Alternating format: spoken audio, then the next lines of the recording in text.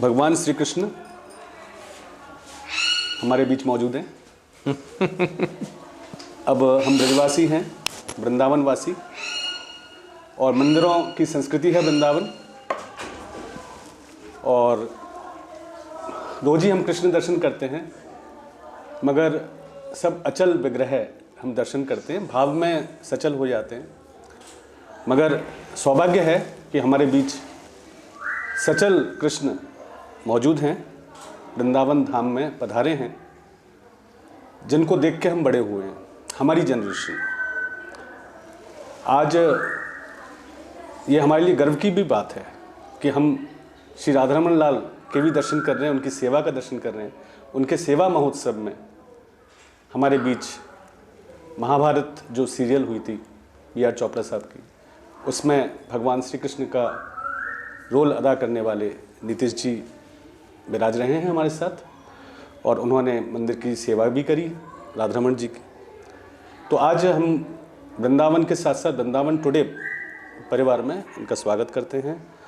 और हमारे मन में कुछ प्रश्न था कि इनसे पूछा जाए, क्योंकि बहुत दिन से जिज्ञासा थी। हम बचपन में ब्लैक एंड वाइट टीवी हुआ करती थी, जब महाभारत हम देखते थे, बाद में कलर आया तो हम दूसरे के घर में जाकर देखते थे, ये इंटरेस्ट था। और सारे मैसेज बहुत अच्छे थे। तो मैं नीतीश जी, मैं आपसे कुछ प्रश्न पूछना चाहता हूँ। सर्वप्रथम आपके सारे दर्शकों को नमस्कार, राधे राधे। नमस्कार, राधे श्याम। तो सबसे पहला प्रश्न ये था कि अभी हम आपके बारे में कुछ सर्च कर रहे थे। आपकी अवस्था शायद 22 या 23 की थी जब आपने 24.5 की थी। तो मतलब इतना कृष्ण मतलब बहुत बड़ा नाम है, जितना सरल है उतना ही कठिन है, और राम से तो बहुत ही कठिन है उनका चरित्र।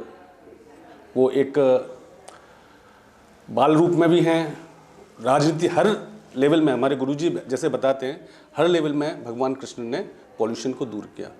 पूतना के स्वरूप में, माँ के रूप में, पॉलिटिक्स में, वहाँ पर महाभारत में गिरिराज जी को, मदर नेचर को पूजना, गिरिराज जी गिरिराज धारण किया।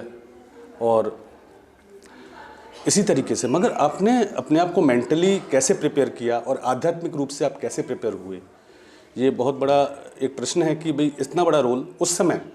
शायद मुझे ये लगता है कि पहले हम चित्र में देखते थे भगवान को, मगर पहले, और या मूर्ति के रूप में देखते थे, विग्रह के रूप में, मगर टीवी में जो हमने देखा आपको, और एक धारणा बन गई कृष्ण हमारे देखने में ऐसे ही होंगे। तो इतना ही बड़ी जिम्मेदारी आप कैसे प्रिपेयर हुए, ये बहुत बड़ा प्रश्न है। काफ़ी लोगों को ने पूछा मुझसे कि आप जब पूछेंगे तो ज़रूर पूछिएगा कि मेंटली प्रिपेयर कैसे हुए आप, आध्यात्मिक रूप से और आपके मेंटली रूप से। आध्यात्मिक रूप से कृष्ण ने स्वयं ही मुझे प्रिपेयर किया, ये मेरा मानना है। क्योंकि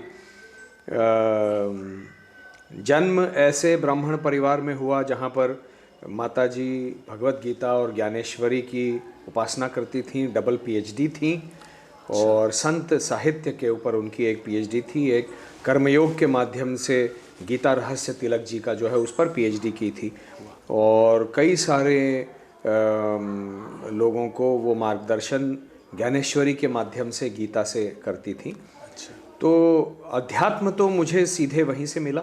और जो हमारा मठ है माताजी का, माताजी कर्नाटक से थी, तो चित्रापुर सारस्वत मठ, तो वो मठ जो है सीधे आदि शंकराचार्य जी के पहला जो उनका पीठ है, श्रृंगेरी पीठ, उसके तहत आता है। तो हम अद्वैत वेदांत के उपासक थे और आज भी हैं। भज गोविंदम, भज गोविंदम तो है ही है, लेकिन साथ में विवेक चूड़ामणि भी है जी। तो अद्वैत की परंपरा बहुत प्राचीन परंपरा है। सारे मत प्रवाहों को एकत्रित करके स्वयं शंकर भगवत पाद, हम उनको इसीलिए भगवान शंकराचार्य कहते हैं, उन्होंने अद्वैत के फिलॉसफी में, अध्यात्म में एकत्रित कर लिया। तो वो अध्यात्म मुझे वहाँ से मिला। और देखिए, अध्यात्म हम जितना चाहे सीख लें, पढ़ लें, बोल लें, लेकिन अध्यात्म जब तक आचरण में नहीं उतरता तब तक उसकी पूर्णता नहीं होती। अध्यात्म है ही आचरण में लाने के लिए, जी वरना वो एक पुस्तक है बिल्कुल रखी हुई। बिल्कुल। तो उसको आचरण में कैसे लाना है और स्वयं अध्यात्म को कैसे जीना है एक कर्मयोगी के रूप में, ये मुझे पिता ने सिखाया। सिखाया कैसे? अपने उदाहरण से। वो बोलते कम थे, वकील थे, जितना बोलते थे वो केवल वकालत में बोलते थे, और व्यक्तिगत जीवन में वो उदाहरण स्थापित करते थे। तो जो उन्होंने, जो हमने गीता में पढ़ा है ना, यत यत आचरति श्रेष्ठ तत्त देवेतरो जना, तो वो उन्होंने श्रेष्ठ पुरुष का वर्तन आचरण कैसा हो अपने आचरण से मेरे समक्ष रख दिया। तो ये आध्यात्मिक तैयारी जो है, मेरा मानना है ये स्वयं कृष्ण ने की है। ये तब तो मुझे पता नहीं था कि मेरा चयन होना है। और बाकी रही बात मेंटल प्रिपरेशन की, तो मैंने हमेशा ये जाना कि, और जैसे ही चोपड़ा साहब ने कह दिया कि बेटा तुमको करना है, ये मेरे महानायक हैं,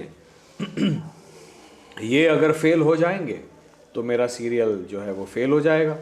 तो मैंने कहा चोपड़ा साहब आपने मेरी जिम्मेदारी जो है वो और भी बढ़ा दी, तो मेरी झिझक भी साथ में बढ़ गई, तो पता नहीं कैसे कर पाऊँगा।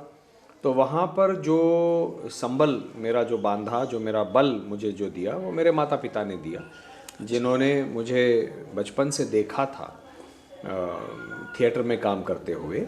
तो उन्होंने कहा कि नहीं, मुझे लगता है, हमको लगता है तुम कर जाओगे।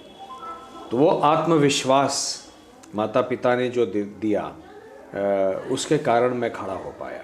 बाकी तो किताबें होती हैं पढ़ने के लिए। एक एक्टर के रूप में आपको, अभिनेता के रूप में आपको सोचना होता है कि इसको मैं कैसे जीवंत करूंगा, और वहाँ पर श्रेय मैं चोपड़ा साहब और रवि चोपड़ा जी को दूंगा, क्योंकि मैंने उनसे कहा कि मुझे बस आपसे केवल एक सहयोग चाहिए, मदद चाहिए, मुझे क्रिएटिव फ्रीडम दीजिए।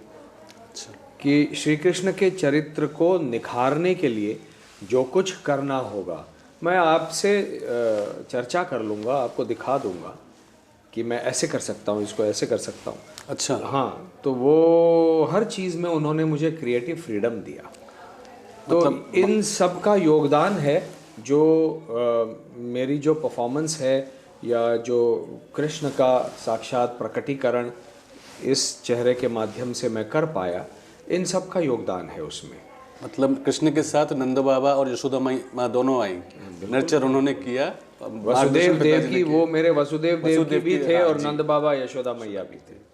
बहुत बड़ी बात है, बिना उसके नहीं हो सकता इतना।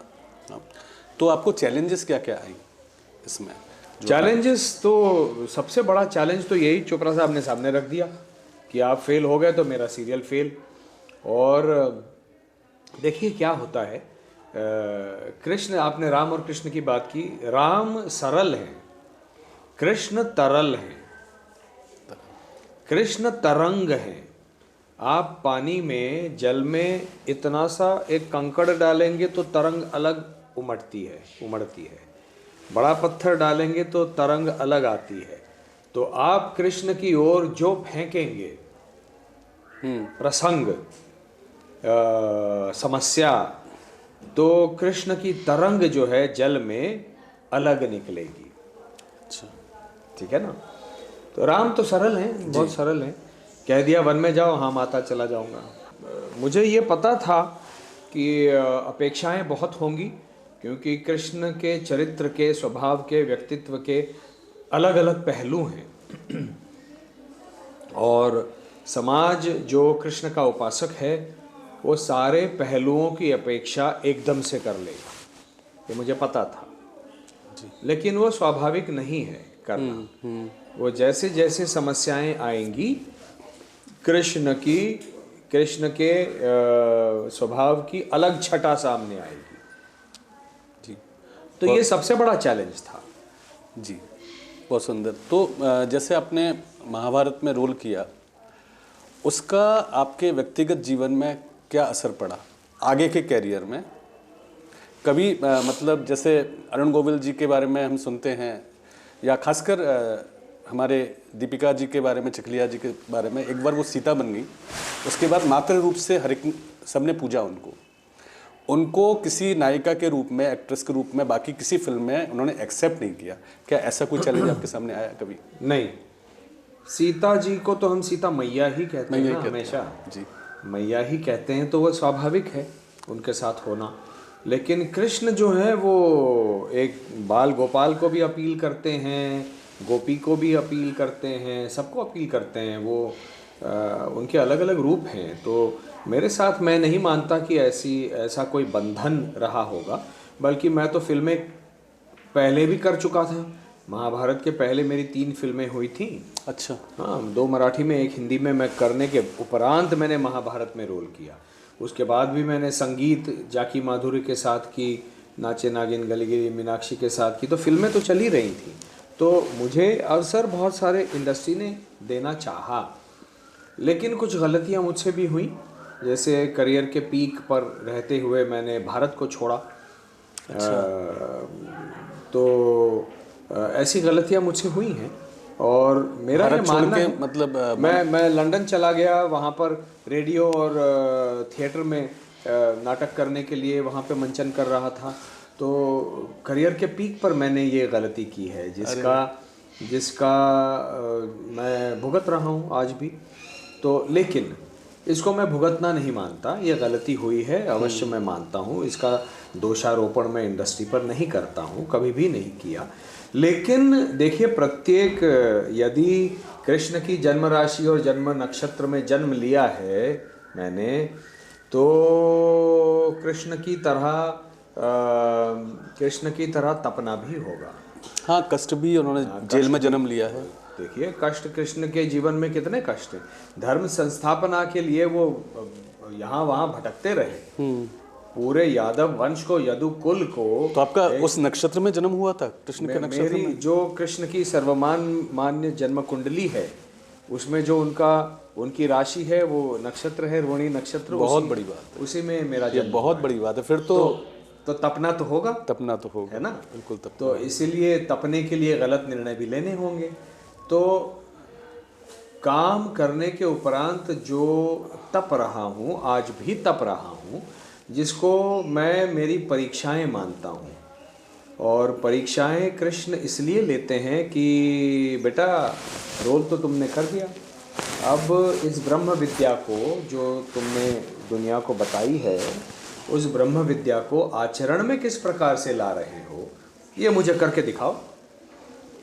वरना मनुष्य भ्रमित बहुत जल्द हो जाता है जी, बहुत बिटर हो जाता है। अरे मैंने ये कर लिया, देखो इसने ये किया मेरे साथ, उसने वो किया वो किया। एक कड़वाहट आ जाती है। कड़वाहट किस में आएगी? मुझ में आएगी। करेला कौन बनेगा? मैं करूँगा, मैं बनूँगा। तो कड़वा मनुष्य किसी को पसंद नहीं होता। इनको परीक्षा की तरह लेना चाहिए। और हर परीक्षा में, हे कृष्ण, वो मेरे बड़े भ्राता हैं, उनसे मैं बात करता हूँ। मैं कहता हूँ, हे कृष्ण, मेरी छलिया हो ना, तुम मेरी परीक्षा ले रहे हो, ठीक है, परीक्षा में उत्तीर्ण होके दिखाऊंगा। कैसे उत्तीर्ण होऊंगा? आप ही की दी हुई ब्रह्म विद्या से कुछ न कुछ मोती चुनूंगा, उसको आचरण में लाते हुए उसका संदर्भ क्या है, उसकी प्रासंगिकता क्या है मेरे जीवन में, ये सोचते हुए मैं एक नया निर्णय लूंगा और मेरे जीवन को और सकारात्मक बनाता जाऊंगा। नकारात्मकता, कृष्ण कभी नकारात्मक नहीं थे, सकारात्मक थे। तो मुझे कृष्ण आज भी सिखा रहे हैं, आज भी सिखा रहे हैं। और मुझे निष्काम भाव की ओर, स्थितप्रज्ञ के भाव की ओर लेके जा रहे हैं। आज भी मैं स्थितप्रज्ञ नहीं हो पाए। सुख दुख के समय कृत्वा लाभा लाभो जया जयो, ये बोल तो दिया। सुख में दुख में, है ना, समत्व भाव से जीना है। आज भी कहाँ मैं समत्व में जी रहा हूँ। मेरी भी इच्छाएं हैं, धारणाएं हैं। जल में रह के गीले नहीं हो, वो वही होना चाहिए। हाँ, तो वो वहाँ पहुँचने में कृष्ण मेरी परीक्षा ले रहे हैं और मैं मुस्कुराते हुए उत्तर दे रहा हूँ उनको और नमस्कार करता हूँ। वैसे आप अभिनय के सिवा और क्या करते हैं? डायरेक्टर भी हैं शायद आप? हाँ जी, मैं अपनी फिल्में लिखता भी हूँ और डायरेक्ट भी करता हूँ। अच्छा। वो जो क्रिएटिव प्रोसेस है वो मुझे बहुत शांति देता है और संतोष देता है। देखिए, मैं तो कृष्ण कहता हूँ कि प्रतिभा तुम्ही ने दी है ना। मेरी या तो माँ भगवती हैं, ठीक है, या लक्ष्मी नरसिंह भगवान हैं मेरे लिए, जो मेरे कुलदेव हैं, या भवानी शंकर हैं जो हमारे हमारे जो मठ है, हमारा जो मठ है उसकी देवता हैं, ठीक है, या कृष्ण हैं। तो माँ भगवती और कृष्ण मुझे गाइड करते रहते हैं, मेरा मार्गदर्शन देते हैं, करते रहते हैं। तो प्रतिभा भी उन्होंने ही दी है। तो प्रतिभा से उत्पन्न जो इच्छा आकांक्षा होगी कि मुझे ये करके दिखाना है, ये एक फिल्म बनानी है, ये लिखना है, तो वो भी मैं करूँगा, मार्गदर्शन वही करेंगे। तो नीतीश जी, आज अगर बी आर चोपड़ा साहब होते और आपसे कहते कि मैं दोबारा महाभारत बनाना चाहता हूँ, तो आप उस समय और जो टाइम गैप जो हो गया है उस समय के बीच से अब तक के बीच में आप क्या सुझाव देना चाहते थे कि पुराने से ये बदलाव आप इसमें लाइए, पुराने में जो है उससे बेटर करने के लिए, या उसी को रहने देते, या और कोई सजेशन होता नए जनरेशन के हिसाब से? नहीं, मेरा सजेशन अवश्य होता। कृष्ण अथाह सागर है। अमृत मंथन की वो जो कथा है ना जी, वो अमृत मंथन की जो प्रक्रिया है वो कृष्ण है। जितना आप उसको कृष्ण को मथोगे, उनके चरित्र को, नए नए मोती बाहर निकल के आएंगे। तो मैं चोपड़ा साहब से कहता कि वो जो कथा थी वो कौरव पांडवों की कथा थी। उस परिदृश्य में कृष्ण ने जो किया वो किया। अब आपको, आपके पास कृष्ण के पूरे जीवन, पूरे चरित्र में से कई सारी ऐसी कथाएं हैं जो आज की पीढ़ी का मार्गदर्शन कर सकती हैं। तो उसके उन कथाओं के माध्यम से कृष्ण का प्रेम, कृष्ण का ज्ञान, कृष्ण का कर्म योग, कृष्ण का अक्षर ब्रह्म योग, कृष्ण का विभूति योग, उन्होंने दशम अध्याय में जो विभूति योग में कहा है कि इसमें मैं ये हूँ, इसमें वो हूँ, है ना।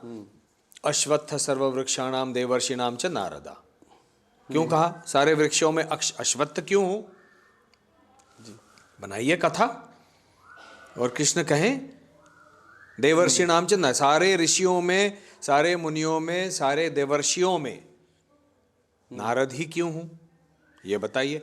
तो ऐसी बहुत कथाएं हैं। कृष्ण का जीवन और कृष्ण का व्यक्तित्व अथाह सागर है। आप जितनी डुबकी नीचे जाकर लगाएंगे कुछ नया पाएंगे। तो उसमें काफ़ी चेंजेस आ सकते थे मॉडर्न टाइम के अनुसार। नहीं, चेंजेस क्या, वो है उसको बस निकालने की आवश्यकता है। आपका दृष्टिकोण वो होना चाहिए। तब महाभारत जब बना धारावाहिक तो दृष्टिकोण था कौरव पांडवों की कथा। उस दृष्टिकोण से कृष्ण का व्यक्तित्व निखर कर आया। आज ये जो मैं कह रहा हूं, ऐसे कई दृष्टिकोण हो सकते हैं कृष्ण को समझने के लिए। कृष्ण को समझने में सबसे ज़्यादा मिसअंडरस्टूड एस्पेक्ट वो क्या है?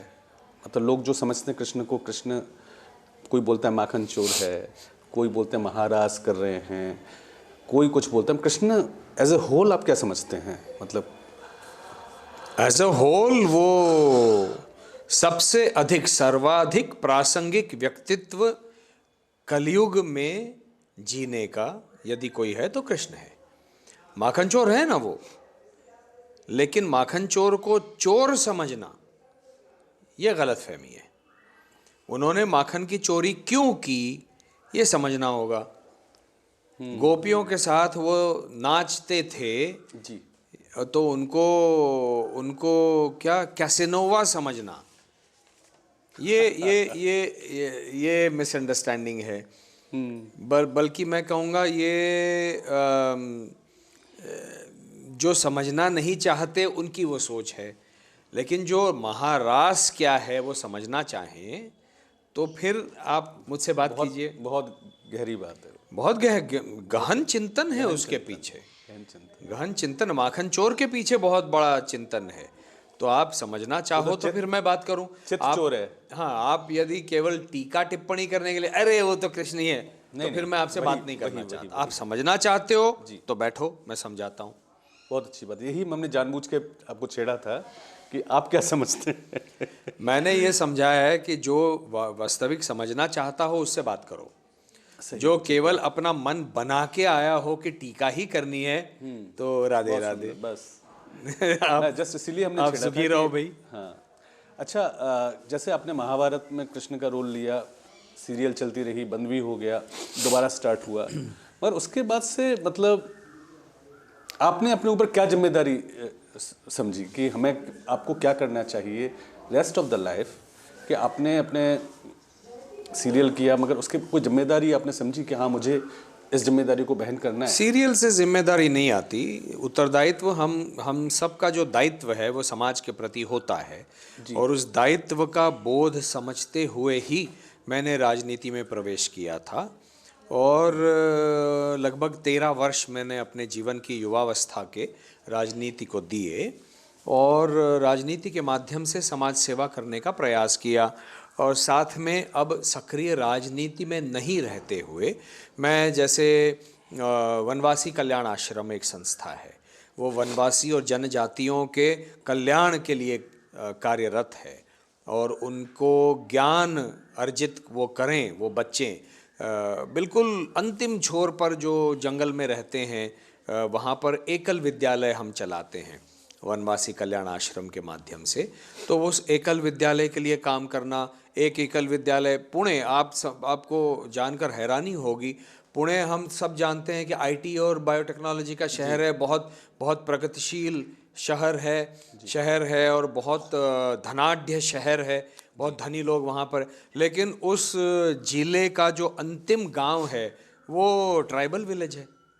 अच्छा। हाँ, तो वहाँ पर मैं ये नहीं कह रहा कि महाराष्ट्र की सरकार कुछ नहीं करे, वहाँ पर है, वहाँ पर प्राथमिक आरोग्य केंद्र है, स्कूल है, सब कुछ है। लेकिन एकल विद्यालय के माध्यम से इस माटी का संस्कार उनको देना, ये भी अपना दायित्व है। माटी का संस्कार, हाँ। बहुत बड़ी बात है ये। माटी तो का वो जो एक एकल विद्यालय है अंतिम गांव का, वो एकल विद्यालय मैंने स्पॉन्सर किया हुआ है। अच्छा। ठीक है ना। तो ऐसे मैं लोगों को और प्रबुद्ध लोगों को प्रेरित भी करता रहता हूँ। और नेपाल में भी अभी हम लोग जनजाति कल्याण आश्रम चलाते हैं, वहाँ पर गांव-गांव से जनजातियों के जो छात्र होते हैं उनको छात्रावास में रखते हैं, उनको अच्छी शिक्षा देते हैं।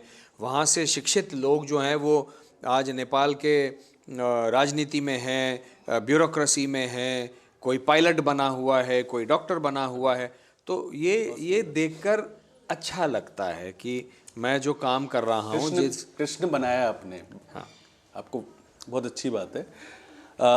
मैंने अभी कुछ समय पहले मैं देख रहा था आपका कहीं इंटरव्यू कि आप चेयरमैन भी रहे हैं शायद टूरिज्म मध्य प्रदेश पर्यटन निगम का चेयरमैन मुझे उमा भारती जी ने बनाया था। तो 1.5 से 2 वर्ष में वहाँ पर काफ़ी प्रगति करी थी आपने वहाँ पे। एक चेंज ओवर, एक देखिए दृष्टिकोण होता है।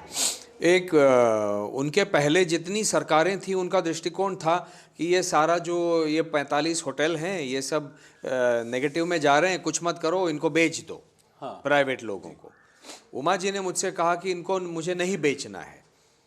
मैंने कहा क्यों नहीं क्यों बेचेंगे क्यों भाई इसको पर्यटन की एक दृष्टि होती है ना।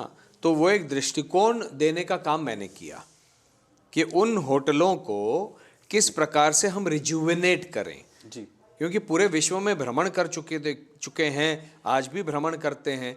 तो एक सैलानी की जो दृष्टि होती है उस दृष्टि से हर चीज़ को देखना और कलात्मक दृष्टि से हर चीज़ को देखना। अगर उसको, जैसे पलाश होटल था भोपाल में, तो उसको अगर रिफर्बिश करना है, नए सिरे से करना है, तो वो पलाश नाम अगर दिया है तो वहाँ पर पलाश दिखे। सही बात। अगल बगल में वहाँ पर गोंड आर्किटेक्चर है ना। वृंदावन है, वृंदावन में वृंदा दिखनी चाहिए, वृंदा दिखनी चाहिए। यहाँ पर कृष्ण और राधा दिखनी चाहिए, प्रेम दिखनी चाहिए, गौएं दिखनी चाहिए, मुरली की धुन दिखनी चाहिए। वही उसी को कनेक्ट मैं कर रहा हूँ। हाँ, तो ये जो सारी चीज़ें हैं, और टूरिज्म क्या है, क्रॉस प्रमोशन है। जो पलाश होटल में आके रहेगा उसको वहाँ पर जो गोंड आर्किटेक्चर है रातापानी के जंगल में, वो वहाँ पर उसको दिखना चाहिए, ताकि हम कह सकें कि भाई ये तो प्रतिकृति है, ओरिजिनल देखने के लिए वहाँ जाओ। तो ये बहुत आसान चीज़ है, कोई बड़े तीर नहीं मारने होते। थीम पार्क वगैरह बनाते हैं उस टाइप के। हाँ, तो बस ये है। इसी के साथ कनेक्टेड है वो, पहले एक और अलग से प्रश्न था वो, जैसे वृंदावन में वृंदा होनी चाहिए, वृंदावन में गौ होने चाहिए, ब्रज जो है सर्वोच्च जो है गौ संवर्धन जिसको बोलते हैं उसका केंद्र बनना चाहिए। साथ में यमुना जो पटरानी रही कृष्ण की और सबसे प्रिय ब्रज में, क्योंकि जैसे हमने बड़ों से सुना है कि कृष्ण के सब लीला में, बाल लीला से लेके द्वारका तक यमुना जी पटरानी रही, कभी नहीं छोड़ा। जैसे राधा रानी ब्रज में ही रही, मगर यमुना जी यहाँ पे भी रही, वहाँ पे भी रही और गोलोक में भी रही। तो यमुना की जो दुर्दशा है, यहाँ पे Vrindavan group of forest, group of groves, दो मीनिंग हैं, एक वृंदा तुलसी और दूसरा ग्रुप ऑफ ग्रोव्स। तो वृक्ष काटे जा रहे हैं, कंक्रीटाइजेशन हो रहा है, concrete, Vrindavan has turned into a concrete jungle. आप मुझे इससे पहले कितनी बार आए हैं आप यहाँ पर? 3-4 बार आए। 3-4 बार। तब भी आपने देखा होगा पहले कितना बदलाव आया है। तो और साथ में जैसे मिट्टी, भगवान ने माटी खाया, रज, तो वो पॉल्यूट हो रहा है। और गोवर्धन हिल्स खत्म हो रहे हैं, धीरे धीरे नीचे जा रहे हैं। तो इसको देख के आपका क्या मैसेज है? हमारा ब्रज कैसा होना चाहिए? यमुना के बारे में आपका क्या मैसेज है? पॉलिटिक्स में आप रहे हैं, मैं अलग कुछ नहीं कहूँगा, जो कहूँगा वो आप सब कह ही रहे होंगे या बहुत सारे लोग कह रहे होंगे। देखिए, दृष्टिकोण चाहिए।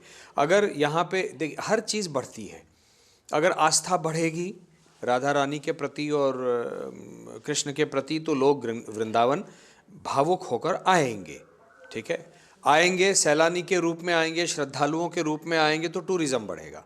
तो टूरिज़्म बढ़ेगा तो उसको वो जो होटल हैं सारे जो बढ़ेंगे, उनको किस आर्किटेक्चर में बांधना है ये प्रशासन के हाथ में था। ये दृष्टिकोण चाहिए, है ना। तो वो कंक्रीट में बांधना है या जैसे पुराने ज़माने में मिट्टी के घर हुआ करते थे, ये हुआ करते, उसमें करना है। ताकि एक, देखिए कोई बड़ी बात नहीं है, आप ग्रीस में जाइए, ग्रीस के हर शहर में जो लोकल नगरपालिका होती है ना, वो तय करेगी कि आपका आर्किटेक्चर क्या होगा, वो लोकल ही होना होगा।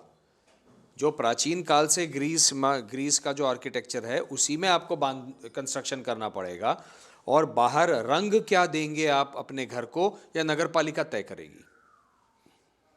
तो यहाँ का जो प्रशासन है उसके हाथ में ये था, आज भी है, इसके बाद भी कर सकते हैं। ऐसी बहुत सारी चीज़ें हैं। और यमुना का पानी जो है वो निर्मल रहे, इसके लिए भी प्रयास करने होंगे।